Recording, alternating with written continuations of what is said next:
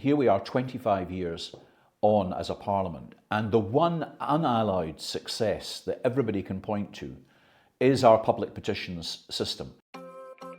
The Scottish Parliament is your parliament.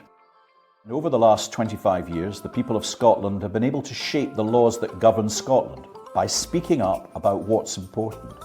There are several ways to raise an issue with us, and one of them is through our petition system. That's what the Scottish mesh survivors did in 2014, petitioning Parliament that the use of transvaginal mesh procedures be suspended in Scotland.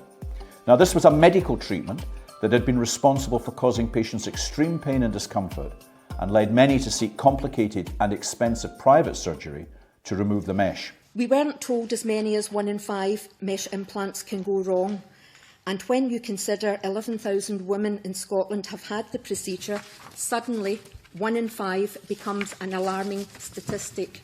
There's confusion over numbers, missing data and underreporting, and we ask that you hear our voice and support us in suspending these procedures pending an independent, thorough investigation. This is an emergent global scandal affecting hundreds of thousands of women.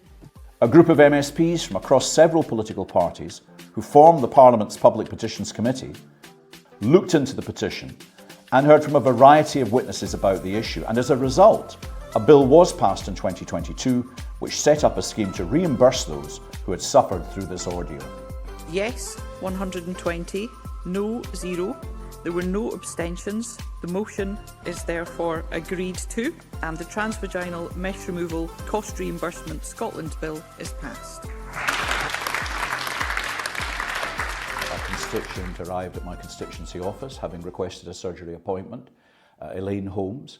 She came in on crutches, sat down with her husband and told her story, and I could see how extraordinarily nervous she was. I was immediately struck by the fact that this was an enormous health injustice, but I don't think I even appreciated at that point the scale with which this was going to apply to women all across Scotland. Working together, I think we were able to use the parliamentary process and the authority that came from those women who had lodged the petition and who had supported it in Parliament. We were able then to really take forward this issue in a way that others then felt they couldn't ignore. We would like to stress that none of what we are asking for will benefit any of us here today.